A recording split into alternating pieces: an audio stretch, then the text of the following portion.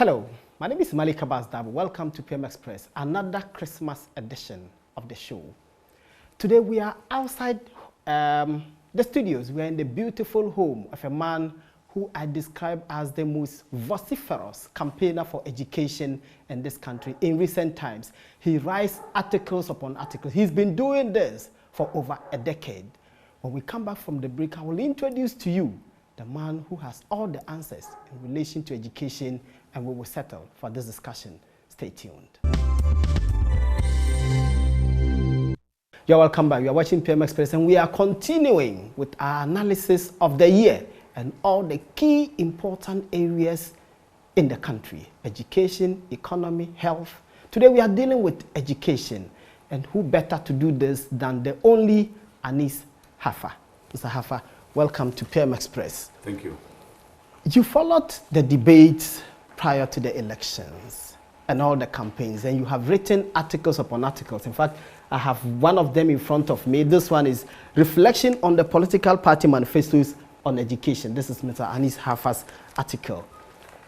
In this article, you make the point that the cost to the nation ignoring innovation in education is huge. Why do you say so? Well, first of all, you are welcome to my home, and it's a pleasure to be with you. Yeah. Now, you know, for any country to develop, the most important elements are the people that live in the country. So we're looking at our human resource capabilities. And you know, I've had the exposure of teaching other countries, teaching all kinds of nationalities. And then in my own country, Ghana, I'm just disappointed in terms of how we devalue the potential of the human resource. So when we look at the manifestos, as you were mentioning, it's like, for me, it's like, it's generic. In other words, it's something that people expect to hear. So people are telling them these things. So the manifestos didn't meet your expectations? No, I don't think so. I mean, not the parts that I was privy to. For example, if you look at how we raise young people in this country, and I'm comparing that to best practices in other countries. I've had training in all the regions in this country, and it's really pitiful seeing how, as Ghanaians, we situate our children in a learning environment. And I'll give you an example. You don't have to go to the rural areas or to the districts that I've done training for. Right here in Accra, you go to schools where there are no toilets. And nobody seems to care. That's the sad part. You have children sitting on the floor and eating in the dust. Nobody seems to care. And that's right here in the capital, Accra. So these are the major concerns. So I was disappointed, again, back to your question, how the manifestos did not address these particular issues. Now, look, we want to develop the cognitive abilities of human beings, but the environment itself, the exposure, has to be elevated so that we are not just sitting behind a desk in a dusty classroom, but the environment itself has to be conducive to people who are generating the ideas, who we are developing for leadership positions. And I will say this, I mean, how come we don't have trees and flowers? How come we don't have nice pavements? You know, how come we don't have clean water? Even in the schools in the capital. I'm telling you. See, now that I've seen too many of these things, you know, where at my age, I cannot pretend that the way we raise the African child, especially in this country, is conducive for developing a human resource. So that's the concern. Given how long this problem has persisted, probably since Ghana gained independence, this has been the case. Is there an end to this insight for you? You know, for someone my age, and as a teacher, I'm eternally optimistic. You know, you cannot teach people to be pessimistic. So there's always the hope that things can happen, the audacity of hope, to quote Barack Obama. Yeah. We need to have that. We need to reflect on possibilities. But you also mentioned the independence. You know, when Ghana became independent in 1957, I was 10 years old. And I remember, now let's look at the nature of the culture. You must be a very handsome man. If you are 10 years at independence, I'll be 70 in April. You're a very handsome man. Thank you. You are handsome too. Thank you. You have the power of youth on your side. But the point I want to raise is this. In 1957, I was in a school in St. Peter's School, Kumasi, in the Zongo area. Okay. And children hardly wore shoes. So after independence, what happened was that we got the teachers to go to the parents to say, look, this is a new day. Ghana is becoming independent, and we need to put shoes on your children's feet. Wow. You won't believe the responses that came back. You have people like Goldsmith, farmers, traders, who told the teachers, wait a minute, they need to put their feet on the ground like I did when I was that age, so they can learn sense. You know, that is the part of the culture. Now, it's not the same way now, but the elements of it are there, where we don't seem to respect the young people. We don't seem to understand that we have to raise a crop of sensible young people who are in the right environment, because one day they are the ones who be the doctors and the hospitals to take care of us. That is an African problem, you know. So for me, at my age, I cannot pretend that things are happening right, because we can do much, much better. So in the manifestos, I was really, across the boundaries now, I was really expecting that we make known these things. But then some of the teachers would tell me that the people that you expect to make the difference, they were raised that way. And I said, well, I was raised that way too. And they can't break away from the culture. I was raised that way too. I mean, I went to school in a village in Tutuka, in the Adansi area. No toilets, nothing like that. But that's where you begin to understand that deprivation in your time should not be a deprivation today. So we cannot say that we didn't have it, and therefore the kids don't need to have it.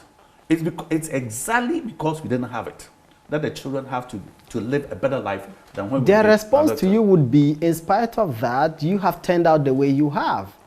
You know, we cannot use the exceptions as a rule.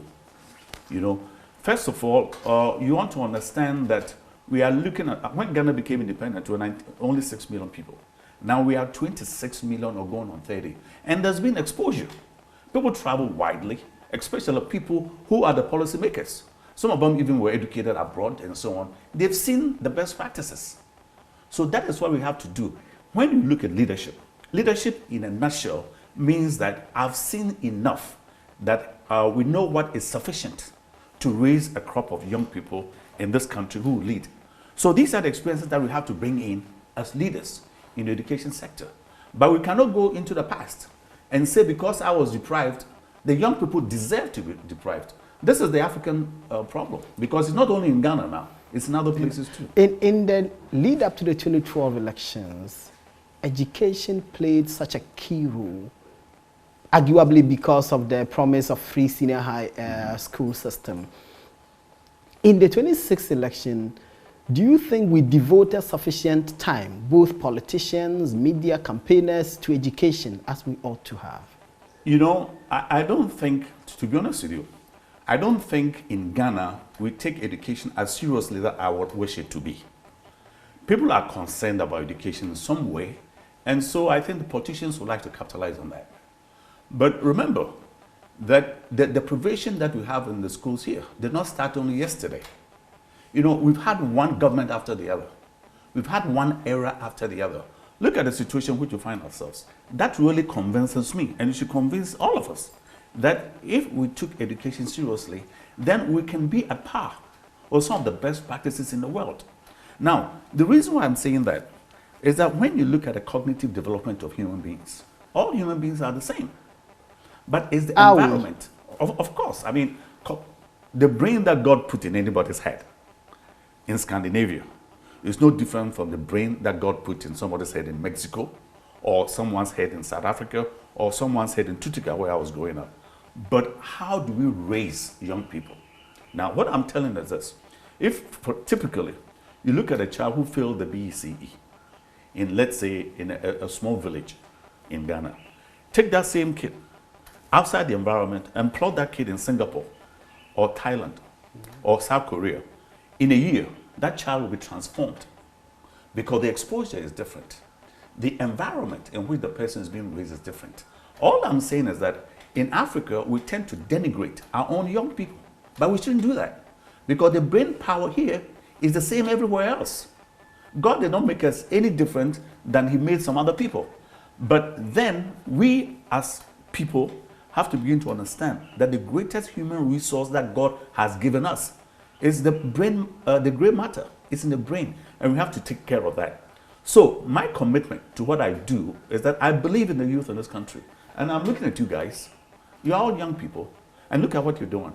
And in fact, even when I do training at the school sites, I go to KG1 to see how the potential of those young people can be realized. But we don't seem to see it that way in Africa.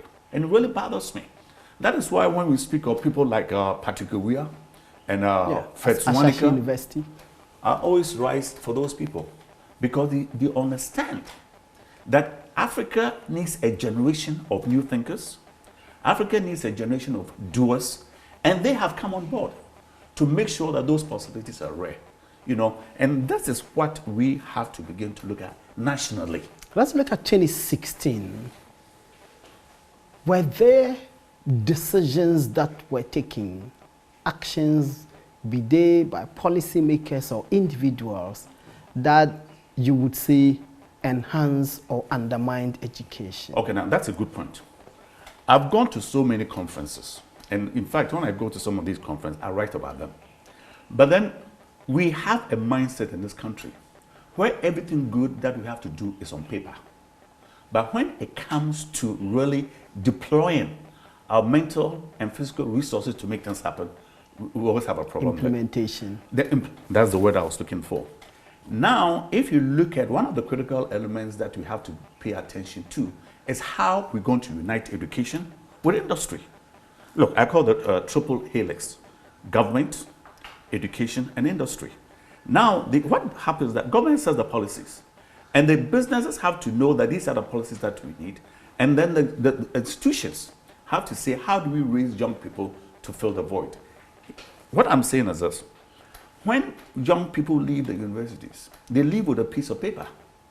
Certificate. A piece of paper called a certificate. That is all grounded in theory.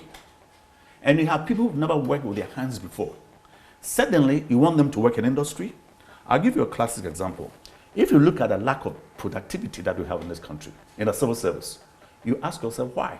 Well, the people who are there now are people who have been raised to the extent of the education is to read chapter 2 and answer question 3 and 4.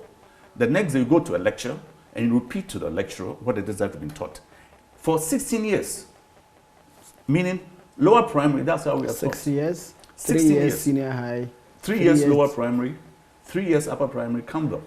6. 3 years junior high school, That's 3 years 9. senior high school, 12. 4 years of universities. What are we doing? Sitting and copying notes. And then we give someone a validation, which is a negative validation, because a piece of paper, and you give them responsibility to raise productivity, it doesn't work. So, coming back to how we have to begin to merge education with industry, is that young people need to understand that education has a purpose, and that it has to be fulfillment in terms of something that you're going to do to add value to who you are, and to add value to the organization for which you are being assigned. And all of that has to be incorporated in the curriculum. Now, you are asking a question about 2016. We've had all kinds of conferences on these things. But the important thing is that the people who themselves are teaching have to be aware that we are teaching for a purpose. We are not teaching just to pass examinations. And that's my next area of query. Teachers. You are a trainer. Is it your view that the quality of teaching staff we have across all the schools in this country is good enough to do the kinds of things that you are envisaging? You know, let me be blunt. I have high standards. And I don't think the standards that we're looking for pervade in the society. I'll give you an example. Look at the central region. You have the University of Education, whenever there. Yeah. We have the University of Cape Coast there. Yeah. But they produce some of the worst results in this country. And you ask yourself why. Now, if central region that have 2 of the top teacher training institutions score that badly. Because the people don't stay there. They go and study and then they leave. No, but I want you to get this point that I'm making here. What I'm saying is this. We live in a central region. The best training institutions are there. But the kids there, they have not left. The kids there produce some of the worst BEC results. So it's not reflecting. And you ask yourself why. And I'll tell you why. We have super lecturers and professors who themselves don't want to get their hands dirty. And what I'm saying is this. How do we teach teachers in lecture halls and not teach teachers in the schools where the children are? And I'll give you an analogy. If you want to train a doctor, where do you train the doctors and nurses? In the hospitals. Yeah. So why do you train teachers in lecture halls? So they come back And they themselves look at the environment, who they're going to teach, and they're not familiar with it. So the point I keep raising all the time is this. Education now, we have 38 teacher training institutions in this country. And they are all sitting in offices. What I'm saying is this, they have to be visible at the school sites where the training is supposed to take place. I think they do 1 year, I mean, part of the final year teaching practice. Because I went through that system. They do that teaching system practice. Work. It should start from day one. You want to be a teacher, day one you start in the classroom. Look at the environment. Look at the children that you're going to teach. So that now when you come back into the lecture hall the next day, you know exactly how you should prepare the next day. You know, it has to be a two-way street. You don't just box people in a lecture hall for a year and a sudden release them. They've lost track of it. They have to be there right from the beginning and say, look, you want to be a doctor, this is how a hospital looks like. You want to be a doctor, this is how a clinic looks like. You want to be a school teacher, this is how the schools look like. So that is the frame of reference that you bring into a place where you are doing the training. You know, what we do in this country is that we educate people away from the environment where they're going to work, except for the medical field. So this is the thing here. Now, and you ask yourself, why do the people not teach the young people in the schools? Because the place is dirty. There are no toilets there. So the man who are wearing a suit and a tie doesn't want to go there. But are you with me on this one? How do we build a school? And to be fair, since you started raising these questions, I became aware, because I remember within the year I called you and we had a discussion on radio. And I started thinking, why are all our schools dusty? Why can't we do pavements? And why can't we provide decent toilets? Do you have an answer to that? Because, again, it's part of the African culture. That it's okay to live in dust, but it's not. We have to live in a clean environment. We have to live in a place where there's toilet. We have to live in a place where children can wash their hands. And the teachers too can wash their hands. We have to grow flowers around the environment. When I was doing the training in California, we had to go on tours of what good schools look like. We have to go on tours of what bad schools look like. And then when you come back into the lecture hall, you have an idea of how you need to prepare yourself to make a difference. These are the things that we have to begin to consider. But then there's no reason why. And then look at the politicians. Where do they send their children? In private schools. Yes. Because that's the environment in which they want to grow their kids. So what I'm saying, the time has come where people in the MPs and the districts, officials, their children have to be visibly in the environment in which they plan to improve. Shouldn't the people demand this? Shouldn't the ordinary citizens demand these kinds of better facilities in the schools? Otherwise, if the people don't demand it, the politician won't give it. Leaders make a difference. A leader is a person who takes you to a place where you cannot go by yourself. So when a leader is visionary, nobody told Nkrumah to build the trust schools. Nobody told Nkrumah to set up the University of Cape Coast. That's a leader. Education meant a lot to him, you know. So what I'm saying is this: when you want to be entrusted with the responsibility of a teacher, of a leader, you need to have an idea what good schools look like, whether the people ask for it or not. In an ideal situation, what you're saying is perfect. The citizens themselves should want those things to happen. But in lieu of that, a good leader is the one that sets the ball rolling. And I'll give an example. Lee Kuan Yew in the 1960s realized that Singapore cannot develop the way he saw it, where people were raising chickens in their rooms and where children accepted that as the norm. So on his own, without being taught, without being told what to do, he said every school in Singapore is going to be an oasis of excellence. Let me repeat this. Every school in Singapore is going to be an oasis of excellence. And that means that we have to make the children be dignified in the environment in which they find themselves. And dignity means that the environment itself has to be pretty. They have to have water. The teachers have to be prepared. So he set about the role of a leader in making sure that these wonderful things happen. So now what he did was that, look, it will be very difficult on my part as a leader to change the mother or the father or the grandmother or the grandfather. But we're going to raise the children to make those changes for us. So now the child who comes to school And it's in an environment where he goes to the toilet and it's clean, and he has water to wash his hands and his face. When he comes home, he makes the same demands of his parents. That is how leaders think, you know. And before you knew it, everything has changed. But then the other thing too that he did, and I think we should emulate that going in 2017, is that look, who are the people on the nation's payroll? Trade Union Congress, the soldiers, the police, the teachers. He said, you guys should be the agents of change because you're on the payroll. We pay you every month. What is the value that you're going to add to the community? We have to pick a break at this point. When we come back, I'll be asking Mr. Hafa, are these just lofty ideas, or these are ideals that we can aspire to as a people? You're watching PM Express. We will be back. You're welcome back. You're watching PM Express. My guest today is Mr. Anis Hafa, foremost educationist, author, trainer, and everything to do with education. Before we went on the break, we were talking about the kind of environment that we should have in our schools, which is non-existent. Where do we start? Because this is a country which does not have the money. These things you are talking about require money to pave all our schools and plant flowers and build toilets. There's no water running even in homes where ministers live. To provide for water in all our institutions is practically impossible, some would say. You know, whatever the mind can conceive, the mind can do. If you look at countries that live in the desert and don't even have rainwater, and they're able to excel themselves to international levels, we have no excuse. There's no water. Why don't you do rain harvesting? Okay? Or even the wells that we have. If you go to places in Nigeria where there's no water, they dig the ground and get water out of the wells. The other thing too is this. We have to make sure that we know exactly what we want. How much money does it take to grow flowers?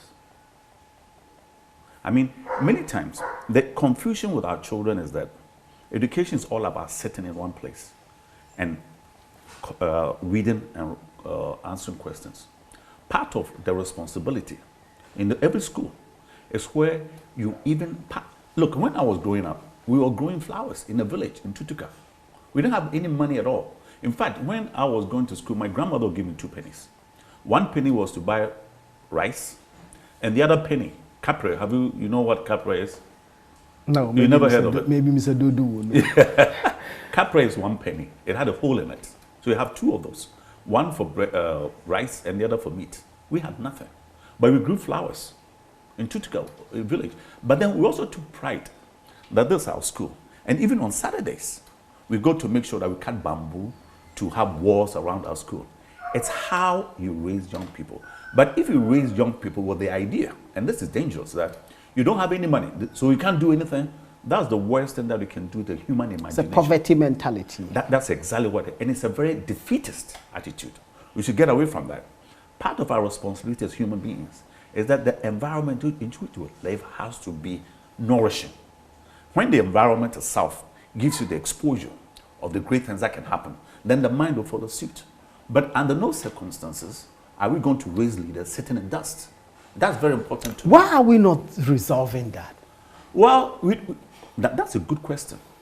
It's got an underlying psychological defect that we don't deserve it. The Europeans deserve it. The emerging countries deserve it. You know, some other country deserves it, but we don't deserve it. That's the worst thing that we can do. Look, what we need young people to do is that this is the environment in which we want to live. And then these days, now, when I was growing up in the village and we were growing flowers, there was no television. There was no internet. So we didn't even have any idea what beauty looks like. But the school itself supported that. Today, you can go on the internet and look at the premium schools and say, we want to be like this.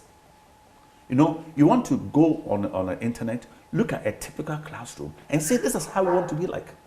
The important thing that human beings have to do is to imagine where you want to go in the future. We have to be visionary in that respect. And the money is not a problem. Now, if you don't have a vision, in terms of the standards that you want to live, $1 million will not help you. And then when we say we don't have any money, it's the funniest thing in the world. Read the Auditor General's report for 2015. The Auditor General's report for the past, let's say, 10 years. And you ask yourself if there's no money in this country. But then what happens to the money in terms of how we can begin to raise a crop of young people? We don't take that seriously. So I hope that you follow up on this and do a program too on that. Read the Auditor General report. Yes, we have followed all the sittings of the Public Accounts Committee of Parliament. And you tell me there's no money? The billions and billions of cedis and you tell me there's no money? Look at the ex-gratia that are being paid to people who already are well off than you and I. And you tell me there's no money? Look at the judgment debts that are being paid profusely around. And you tell me there's no money. The important thing, again, back to the point, is that we have to envisage a country that is exemplary. You know, we've been independent since 1957. And children's system does, it makes no sense to me. Now, the other thing too that I'll suggest to you is what we call the corporate social responsibility. Sometimes you also have to be able to understand that the government by itself might not be in a position to do anything, to do everything. But there are corporations that can help. In fact, when I was teaching in Los Angeles, we had a program called Adopt a School, where companies will adopt a particular school and say that we're going to help you in this particular area. Another company will adopt another school and say that we're going to help you in that particular area. So that it becomes a communal effect. And people brag about the contribution that they made to a particular school because it made a difference. Or you can even have parents who themselves are endowed in some way to adopt a school and make a difference. Now, for us, back to this question about free education. On paper, it's fantastic. You know, I've done training in parts of the north or even the Shamar district in Kwanta and so on, where there are particular kids. If you don't put shoes on their feet, they can't go to school. If you don't give them free uniform, they can't go to school. Even if you don't feed them. It's a practical reality. They can't go to school, okay? So free education in that context is meaningful. But the other thing why we say that is free education for everybody, what that does is that it tells parents that you don't have to exert yourself. You don't, especially those who can pay. You don't have to do anything. Government is going to do everything free for you. So that is the side effect. So it shouldn't be mass. You know, but it's going to be a very dicey situation in the sense that how do you identify those who can pay? And they are there. And how do you identify those who cannot pay? And they are there too. So it will be a very difficult thing to do. But on the other hand, under no circumstances should you suggest to people, like the classic example I gave you about parents who refuse to put shoes on their children's feet. So they want them to also work so that they can learn. Right. But now, not we want them so they can learn. The government is going to do everything for us, knowing damn well that the government cannot be able to do. So again, back to your question, it has to be a communal affair. You know, look at the way we do political campaigns in this country, because people want to be elected. Why don't you do similar campaigns to raise the standards of our schools? And that brings me to my next question. Do we not set up a system that we know from day one will fail? This is what I mean. We have a system where, like you say, we give the ministers, the MPs, and all those important persons all the things that we give them. And then make it possible for them to educate their children either abroad or in better schools, better private schools locally. And yet these are the people we expect to make the public education system better. Classic. And I have one word for it. It starts on hypocrisy. That is what is happening here. You know, I'm speaking as a person who's grown, a person who has innate interest in how we raise the Ghanaian child. Because everybody is important.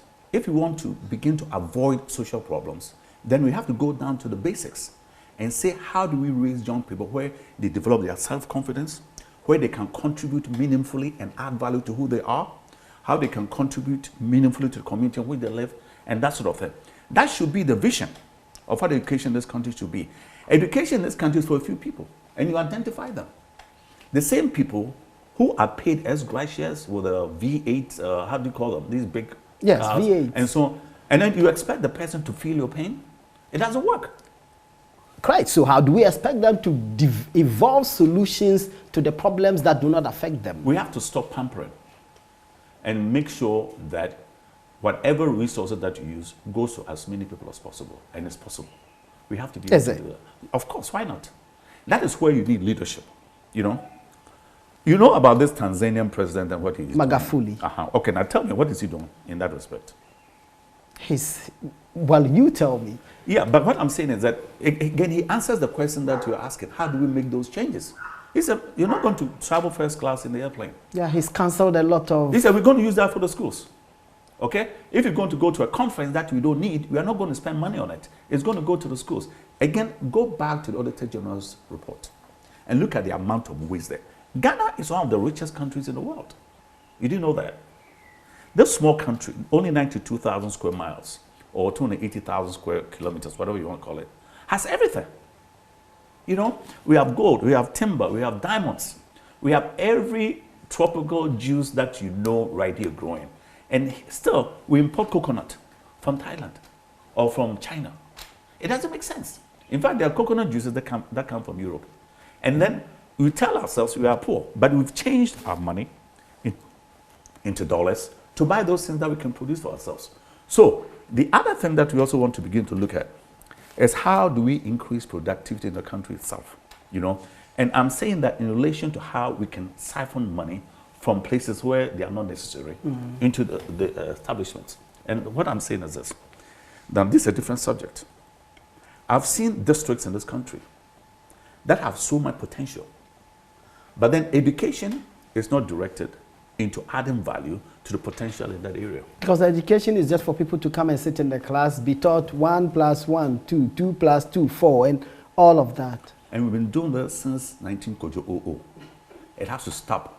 So what I'm saying is this. Again, I did a program, I did some training in the Mamprusi area. Check this. The northern region. Right. And again, we have strong, able-bodied people sitting behind desks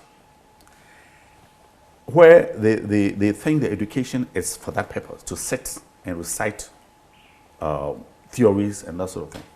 But then when I went outside, you realize that there's so much cotton growing everywhere. Yeah. And it's being blown everywhere. The cotton fields. And then you ask yourself, how come we don't direct the science of education in how we grow cotton, how we process it, and turn them to textiles? That takes a lot. We don't have the discipline to do that, do we? Hold on, we can do it. See the materials on the couch. Can you get it for me? And I will show you how we're going to do this.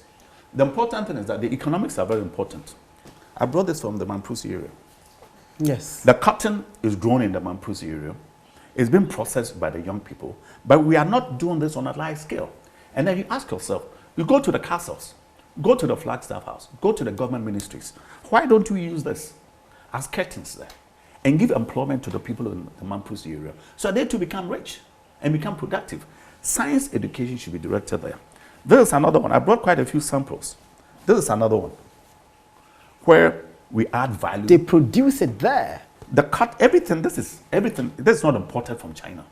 Everything is from there. But before we know it, others are copying it from us because we are not adding value to what it is that we have. So now, this is just one example. Now, another training that I did in a school is where we use chemistry to produce our own soap. But can you get us I'll show it to you. These are young people. Just because I know about the production of soap because there was this rural enterprises project where originally under the Kufuor government there was an idea that train rural folks so that they can produce things such as soap. Now this is a science project. Children who have not done BECE, they use chemistry to produce this. So the school does not buy soap. They produce their own soap and then they sell the extra ones to the parents. They raise money to grow flowers. Are you with me on this one? There's nothing under the sun that we cannot do, but we have to think outside the box and say that, look, and the children are so interested now producing these things because now they're going to produce toothpaste. They're going to produce hand washing stuff. Because for the first time, they are beginning to see the value of education to them. So now that becomes significant. It's not now passing exams with true, false, multiple choice, because human beings have to see the purpose of what it is that you do. Those children who are producing this now, only God knows what they can do by the time they finish the university. But it starts right at the lower grades where we begin to see a purpose to what it is that we do. We're talking about the education because what they are doing, they wouldn't be able to do that without guidance from the people who teach them. And I ask the question whether we have quality teachers. I guess my next question is, do we have effective supervision in our schools? Because without supervision, you may actually have fantastic teachers who will not do the right thing. I've been training teachers in this country for the past 20 years. Not once have I seen a supervisor in any of the districts that I've seen. But I'm sure they have offices, you know. So the dilemma that we have is that we are quick in building offices and putting people in those offices. And then they stock with television, radios, refrigerators, and couches, and it becomes an extension of a living room for them. So the work... The offices become an extension of a living room. And they are comfortable there. And when a human being is comfortable on a cushion, how on earth are you going to get them to move? Okay? So what I'm saying is this. But the important thing is that we have to develop the work ethic. Let me repeat this. That education is not about theories. We have to shake our legs, we have to shake our hands, and we have to put our thinking caps on. And this is not something new now. Kwejuagri, I don't know if you know of him, J. Kwejuagri. Yes. Who the founded famous Achimota School 1925 to 1927. He said, look, don't tell me what you know. I'm not interested. Show me what you can do. This is what the kids can show you in terms of what it is that they can do. This is what the kids can show you in terms of what it is they can do. And then it raises the standard of living. So the poor person in that particular district does not have to hustle to Sunyani or Takoradi or Kumasi or to Accra to be carrying things on their heads. But in our own textbooks, they said that the role of the head is to carry load. Yeah. Okay, what's a supplementary textbook? An individual role. These are things that we have to begin to understand what education can do for this country.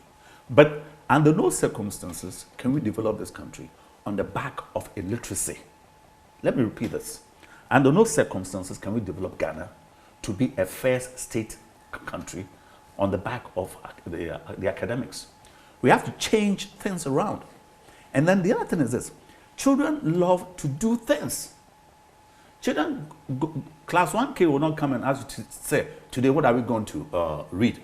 Or today what are we going to lecture me on? Say, today what are we going to do? The word is do, D-O.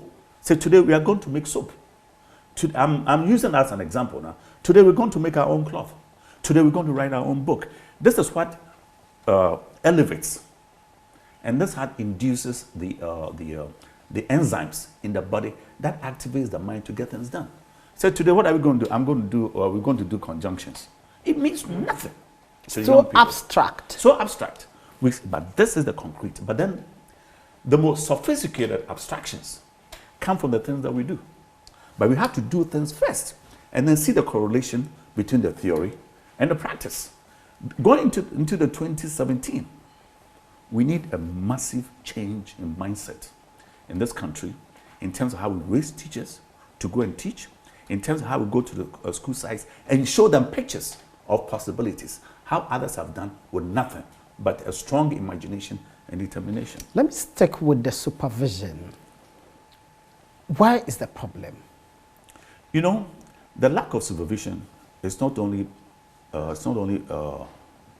in the education sector. Everything that we do, look at the roads. We have Department of Roads and Highways. Look at the potholes. It's not because there's no money, but anytime I travel outside the country, I look at what those people do, whether it's in Boston, Los Angeles, Thailand, the Middle East. You wake up in the morning to the sound of people working. That public works department, we used to have it. We should bring it back again. They are repairing the roads. They are changing the wires.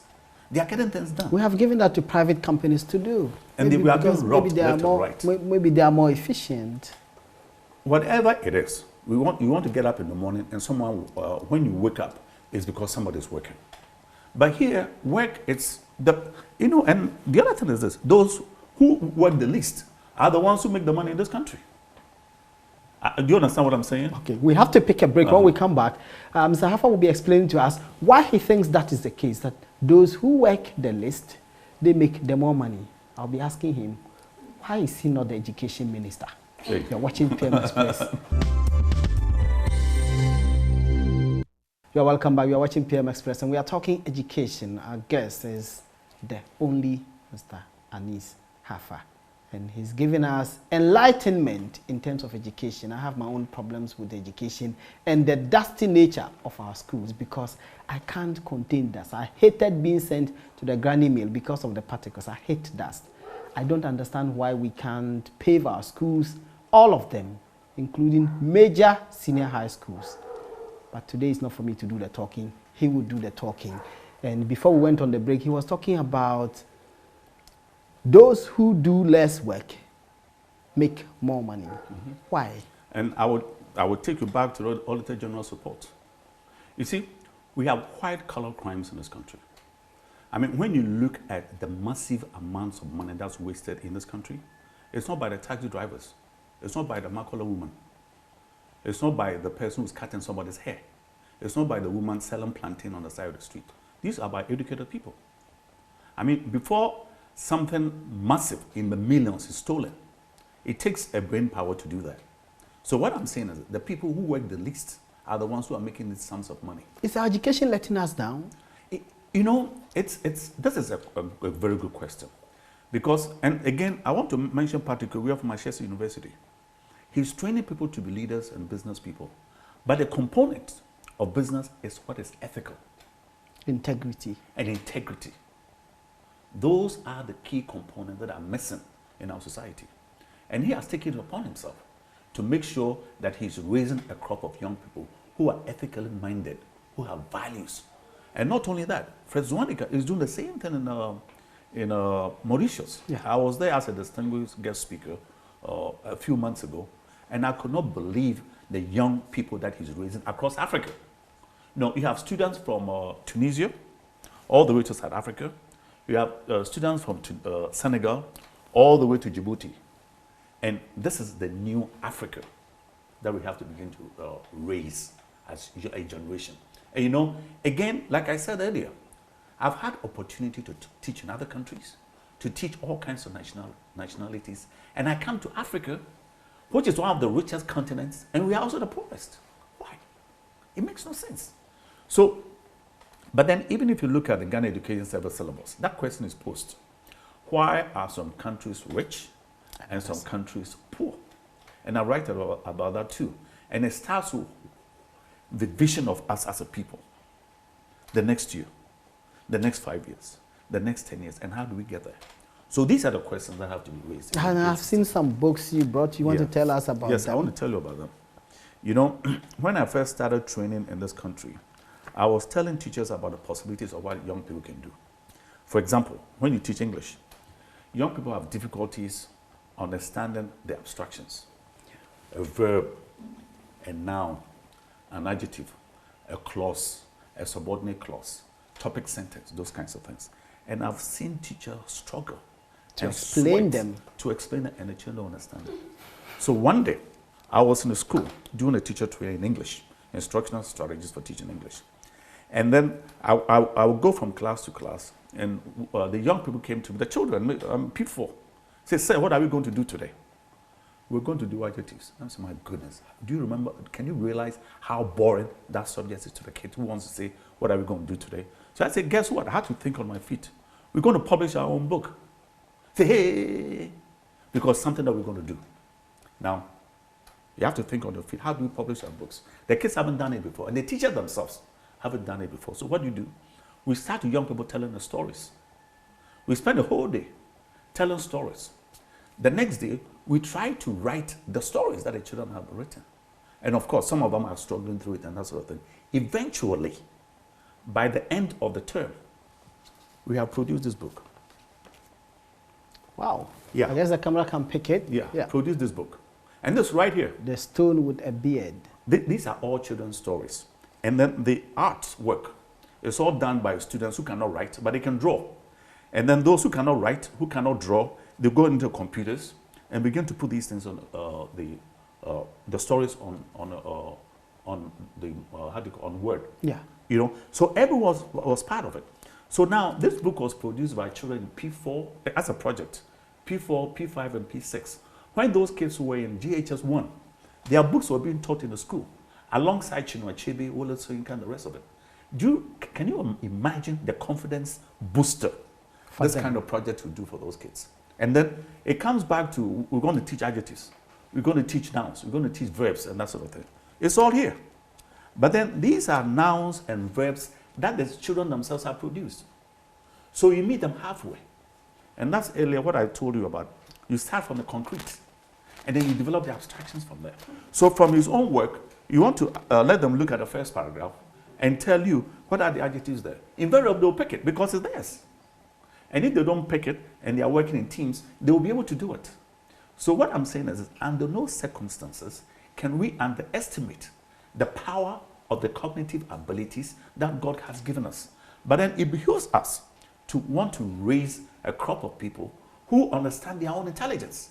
And if they don't understand their own intelligence, it's for us as adults to get them to understand their own intelligence in terms of moving it further into the future. But I'll tell you, when you do this, you start these projects, the first people who will try to discourage you are the teachers. You say, but you see, but they don't know how to do it. No, but that's why we're there. We have to teach them, you know. And I'm saying this because this was a project that I used to do in a gifted program in California. Spanish students who were now being creative. What they were doing is that they were combining Spanish and English as a genre. A genre is something new that has never been done before. So the possibilities of what we can do in education in this country are great. But we have to begin to understand that it's teachers who make these things happen. And we cannot teach teachers in a vacuum of lecture halls. They have to be part of the structure itself where we want to see that good things are happening.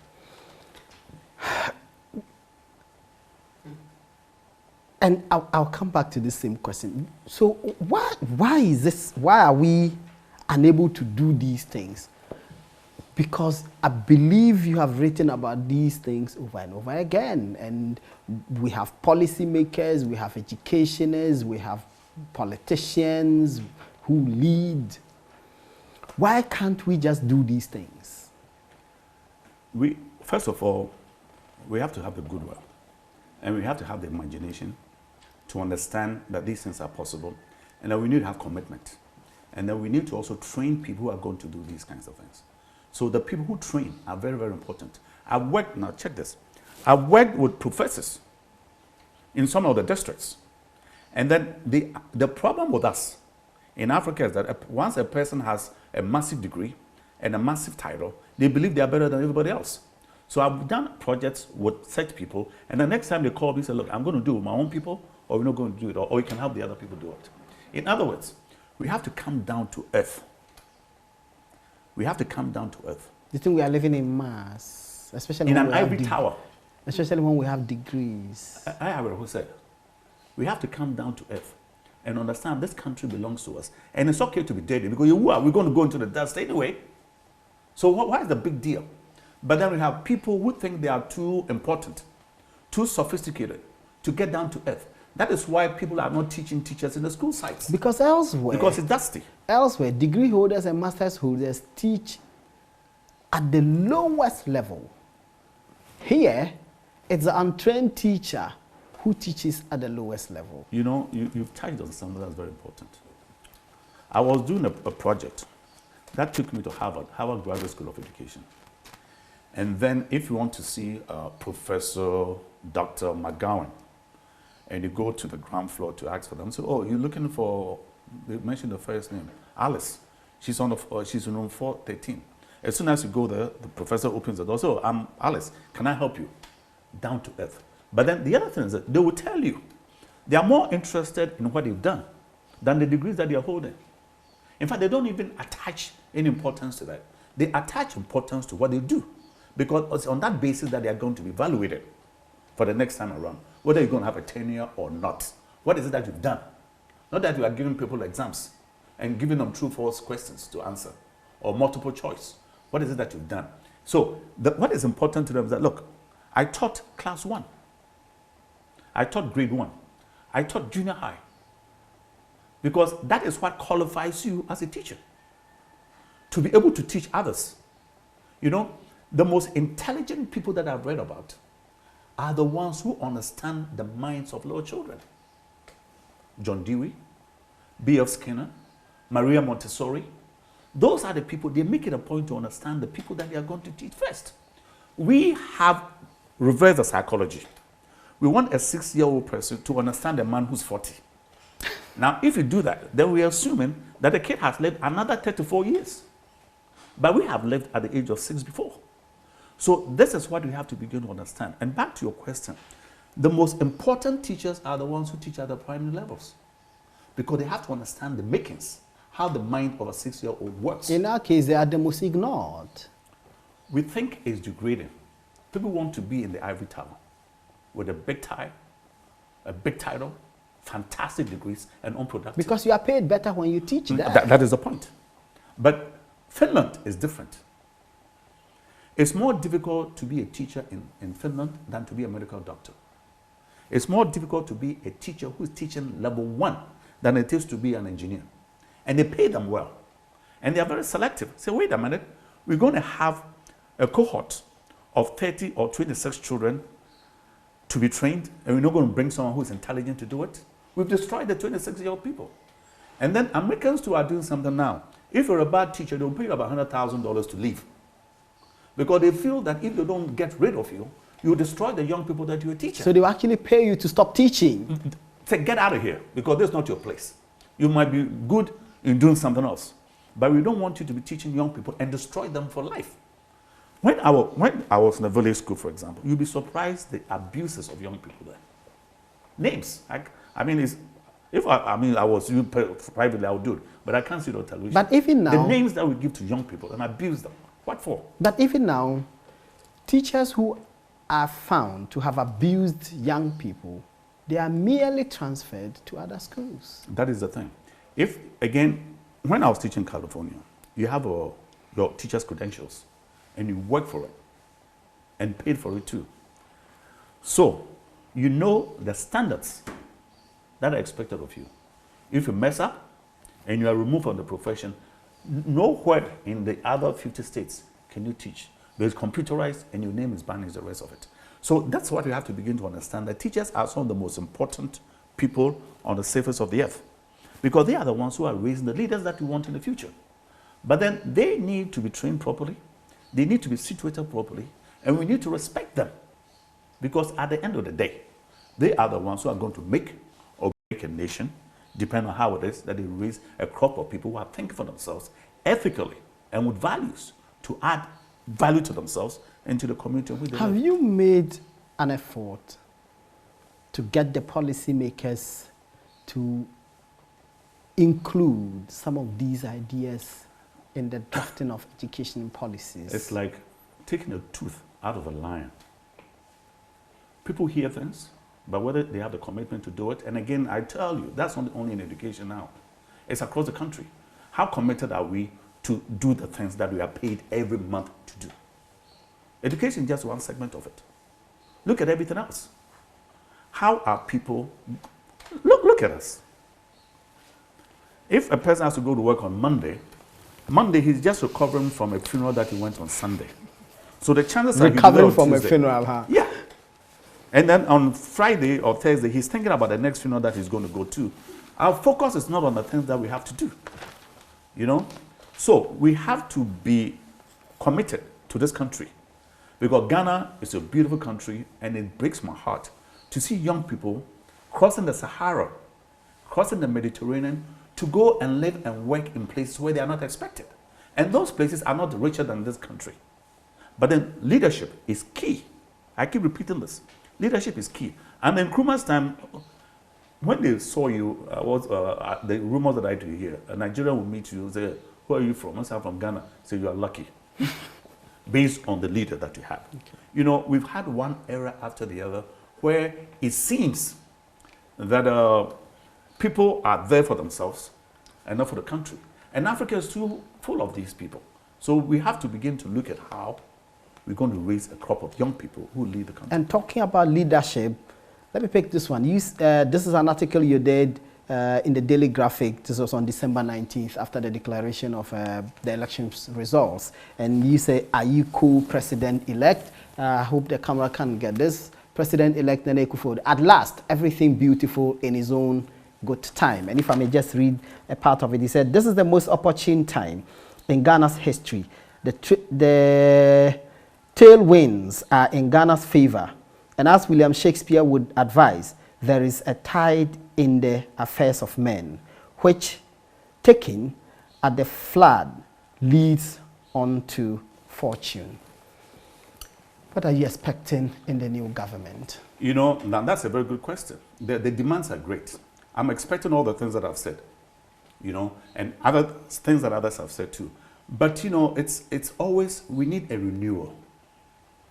When I was teaching in the Los Angeles School District, if you're a principal, after 4 years, if you are very good, they'll move you to a school that is not as good to fix it. If you are very bad, they will move you to a school that is good so that you can begin to reinvigorate yourself. So the element of renewal is very important. You know, our new president-elect has a lot of exposure, you know, and is quite fluent even in French. You know, so we're looking at how we can begin to rally the West African region in terms of how we all have the same problems, how we can begin to resolve them differently. So the idea that there's a new leader who has that kind of exposure and that commitment. I mean, this guy has spent the rest of his life, all his life. I've known him since he was a young man, because I was a young man too. He's fighting this cause, you know. So finally, at last, let's see what he can do. Because he has the exposure, we have the confidence, and I'm praying that Ghanaians will give him the support. You know, what I'm saying is this. It might take one person, but it might take everybody else to be supportive of what our great expectations are. And when a person reveals himself that way and has fought consistently for it, and he has failed over and over again, he's learned from his failures, and God has blessed them with these particular positions. Have you sought audience with him? Will you seek audience with him? No, I don't seek audience, to be honest with you. My work speaks for itself. You know, I mean, I go to speak in other countries and that sort of thing. I don't seek audience with them. You know, I'm just thinking, as a campaigner, with all these great ideas, you'd like to share them with somebody who you believe has the exposure that would make him or should make him want to implement these things. You know, everything that I stand for is there. I write a column in the Graphic every Monday.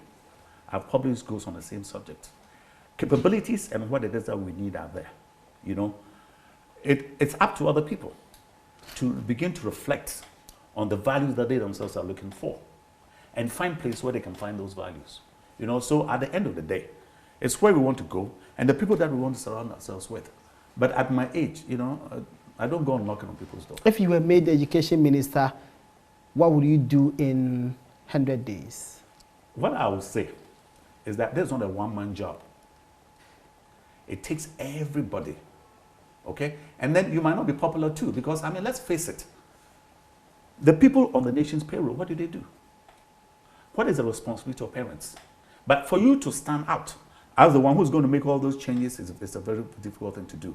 Everybody must come on board. And even, I mean, look at even the how we have machinery in this country to begin to even dig grounds around the schools where people can, young people can plant their trees and that sort of thing. It has to be a national effort.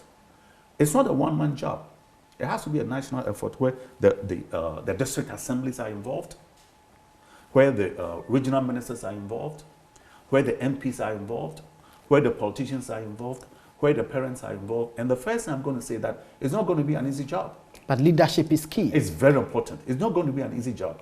But then Lee Kuan Yew will say that weak people are the ones who believe the promises that people make. Let me repeat this. He said, look, there's no easy way. If you want to do things, you have to strive for them. You have to make them happen. And that's what a leader should tell his people. That I'm not here to provide free this for you, free this for you, and free that for you. We are going to work on these things together. So if you have to start in the morning at 7:38, it's everybody has to be part of it. It's not one person who is going to do that. Okay. And we make that mistake in Africa. In 30 seconds, what would be your advice to the new government? Exactly what I've told you. March 6, 2016-17, I don't think we should be marching. I think we should be cleaning the schools. You see, you want to put your money where your mouth is. You know, why are we We should cancel the ceremonies. What value is it to the kids?